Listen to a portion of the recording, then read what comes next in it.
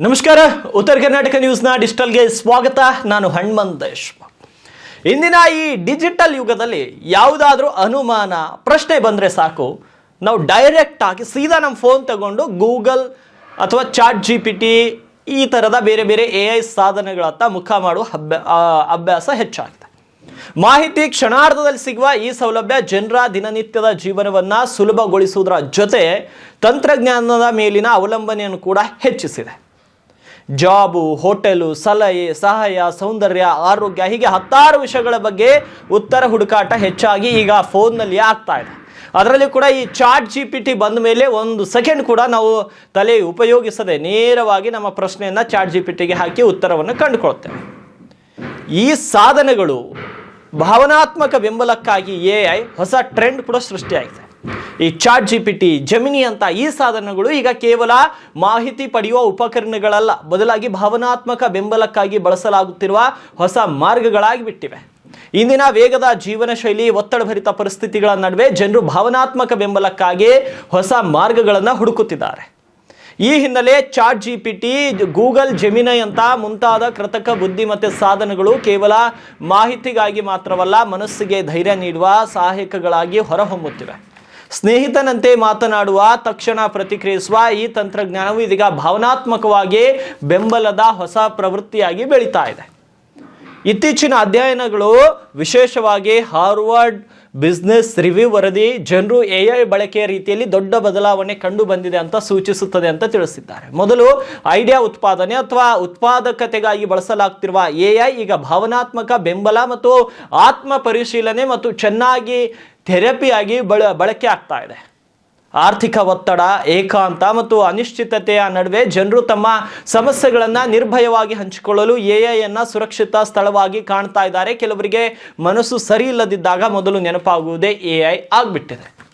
ಆದರೆ ಇದು ತಾತ್ಕಾಲಿಕ ನೆಮ್ಮದಿ, ಆದರೆ ದೀರ್ಘಾವಧಿ ಪರಿಣಾಮ ಏನಾಗುತ್ತೆ ಅಂತ ನೋಡೋದಾದರೆ, ನಾವು AI ಬಳಕೆದಾರರಿಗೆ ತಮ್ಮ ಭಾವನೆಗಳನ್ನು ಗುರುತಿಸಲು, ಸರಳ ಪರಿಹಾರ ಮಾರ್ಗಗಳನ್ನು ಸೂಚಿಸಲು ಮತ್ತು ತಾತ್ಕಾಲಿಕವಾಗಿ ನೆಮ್ಮದಿ ನೀಡಲು ಸಹಾಯ ಮಾಡುತ್ತೆ AI. ಆದರೆ ಕೆಲ ಸಂದರ್ಭಗಳಲ್ಲಿ ಇದು ಸಂಕಷ್ಟದ ಸಮಯದಲ್ಲಿ ಭಾವನಾತ್ಮಕ ಸ್ಥಿರತೆ ನೀಡುವ ಸಾಧನವಾಗುತ್ತೆ.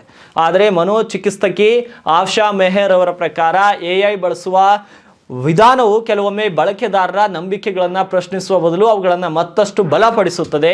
ಇದು ಕ್ಷಣಿಕವಾಗಿ ಸಹಾಯಕರವಾಗಿದ್ದರೂ ಕೂಡ ಆಳವಾದ ಆತ್ಮ ಪರಿಶೀಲನೆಗೆ ಅಡ್ಡಿ ಆಗಬಹುದು ಎಂದಿದ್ದಾರೆ. ಹಾಗಿದ್ರೆ ಈ ಮನೋವೈದ್ಯರನ್ನ AI ಬದಲಿಸಿಬಿಡುತ್ತಾ ಅಂತ ನೋಡೋದಾದ್ರೆ, ಮಾನವನ ಚಿಕಿತ್ಸೆಯು ಕೇವಲ ಸಮಾಧಾನ ನೀಡುವುದ ಅಲ್ಲ, ಅದು ಸವಾಲು, ಅಸ್ವಸ್ಥತೆ ಮತ್ತು ಬೆಳವಣಿಗೆಯ ಪ್ರಕ್ರಿಯೆ ಆಗಿದೆ. ತರಬೇತಿ ಪಡೆದ ಚಿಕಿತ್ಸಕರು ವ್ಯಕ್ತಿಯ ಮಾತು ಮಾತ್ರವಲ್ಲದೆ ಅವರ ಭಾವನೆಗಳು, ನಡೆನುಡಿಗಳ ಮಾದರಿಗಳನ್ನು ಗುರುತಿಸಿ ಸೂಕ್ತ ಮಾರ್ಗದರ್ಶನ ನೀಡ್ತಾರೆ.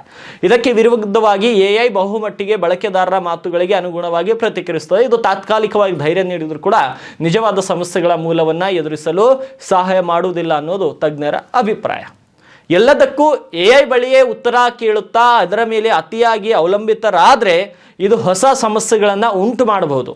ನಿರಂತರವಾಗಿ ಭರವಸೆ ಪಡೆಯುವ ಅಗತ್ಯ, ಹೊರಗಿನ ದೃಢೀಕರಣದ ಮೇಲಿನ ಅವಲಂಬನೆ ಮತ್ತು ಸ್ವತಃ ಭಾವನೆಗಳನ್ನು ನಿರ್ವಹಿಸುವ ಸಾಮರ್ಥ್ಯ ಕಡಿಮೆಯಾಗುವ ಅಪಾಯಗಳಿವೆ.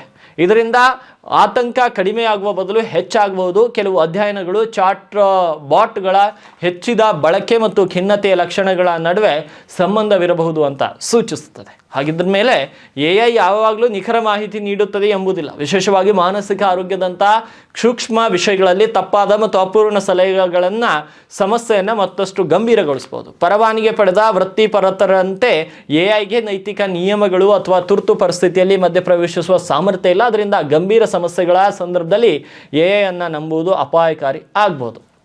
ಏನು ತಜ್ಞರ ಪ್ರಕಾರ AI ಅತಿಯಾಗಿ ಬಳಕೆ ಮಾಡಬಾರ್ದು ಅಂತೆ. AI ಪೂರಕ ಸಾಧನವಾಗಿ ಬಳಸುವುದು ಸೂಕ್ತ. ಇದು ಸಾಮಾನ್ಯ ಮಾರ್ಗದರ್ಶನ, ಭಾವನೆಗಳನ್ನು ಅರ್ಥ ಮಾಡಿಕೊಳ್ಳಲು ಸಹಾಯ ಮತ್ತು ಮೂಲಭೂತ ನಿಭಾಯಿಸುವ ವಿಧಾನಗಳನ್ನು ನೀಡಬಹುದು. ಆದರೆ ಇದು ಸಂಪೂರ್ಣ ಚಿಕಿತ್ಸೆಯನ್ನು ಬದಲಾಯಿಸಬಾರದು. AI ಬಳಕೆ ನಂತರ ನಿಮ್ಮ ಭಾವನೆಗಳನ್ನು ಗಮನಿಸಬೇಕು. ಅದು ಆತಂಕ ಹೆಚ್ಚಿಸಿದರೆ ಅಥವಾ ಅವಲಂಬನೆ ಹೆಚ್ಚಾದರೆ ಅದರ ಬಳಕೆಯನ್ನು ನಿಯಂತ್ರಿಸುವುದು ಅಗತ್ಯ. ಒಟ್ಟಿನಲ್ಲಿ AI ನಮ್ಮ ಭಾವನಾತ್ಮಕ ಪ್ರಯಾಣದಲ್ಲಿ ಸಹಾಯಕ ಸಾಧನವಾಗಬಹುದು, ಆದರೆ ಅದನ್ನು ನಮ್ಮ ಜೀವನದ ಮಾರ್ಗದರ್ಶಕವಾಗಿ ನೋಡಬಾರ್ದು. ನಿಜವಾದ ಬೆಳವಣಿಗೆ ಮಾನವನ ಸಂವಹನ, ಆತ್ಮ ಪರಿಶೀಲನೆ ಮತ್ತು ತಜ್ಞರ ಮಾರ್ಗದರ್ಶನದಿಂದಲೇ ಸಾಧ್ಯ ಆಗಬೇಕು. AI ಬಳಸುವವರಿಗೆ ಈ ವಿಡಿಯೋವನ್ನು ಶೇರ್ ಮಾಡಿ ಮತ್ತು ಈ ರೀತಿಯ ಲೇಟೆಸ್ಟ್ ಟೆಕ್ನಾಲಜಿ ರಿಲೇಟೆಡ್ ಕಂಟೆಂಟ್ಗಾಗಿ ನಮ್ಮ ಪೇಜ್ಗೆ ಮತ್ತು ನಮ್ಮ ಚಾನಲ್ಗೆ ಸಬ್ಸ್ಕ್ರೈಬ್ ಮಾಡ್ಕೊಳ್ಳಿ.